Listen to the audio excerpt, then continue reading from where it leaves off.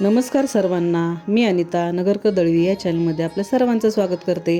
तर हा व्लॉग आहे वटपौर्णिमेचा आणि वटपौर्णिमेच्या दिवशी मी अशा पद्धतीने तयार झालेली होते बघा। आणि हे आहे पूजेचं ताट।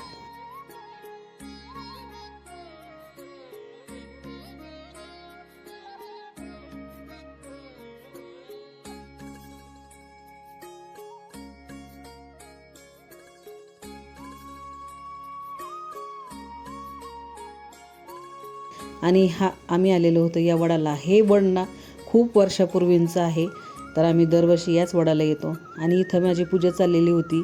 मी छान पारंपरिक पद्धतीने जसं आमच्या सासूबाईंनी सांगितलं त्या पद्धतीने पूजा करत होते।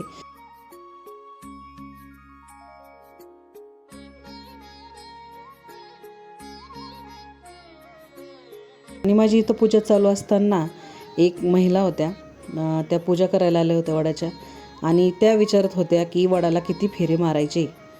तर आता काय बोलणार, आपण बायका इतक्या वर्षापासून पूजा करतो, तर तुम्हाला वडाला किती फेरे मारायचे हेच माहिती नाही, तर काय बोलणार।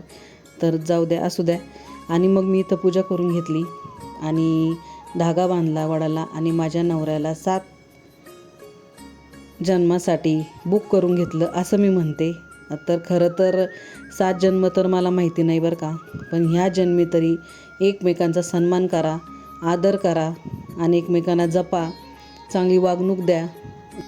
अशा पद्धतीने जर तुम्ही संसार केला तर सुखी संसार होणार ही मी तरी सांगते, माझी तरी गॅरंटी आहे। एकमेकांचा आदर केला तर संसार सुखाचा होणारच।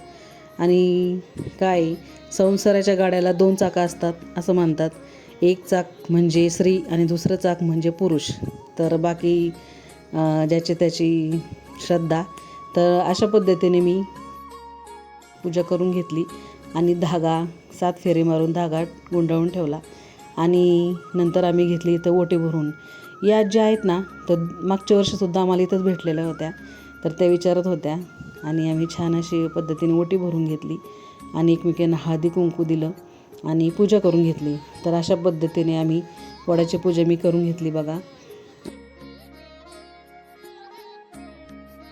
जर तुम्हाला हा व्हिडिओ आवडला असेल तर लाईक करा, शेअर करा, कमेंट करा आणि सबस्क्राईब करायला विसरू नका। तर इथं बघा, माझी पुतणी आहे, तिचा हट्ट चाललेला होता की आई मी पण हळदी कुंकू लावणार। आणि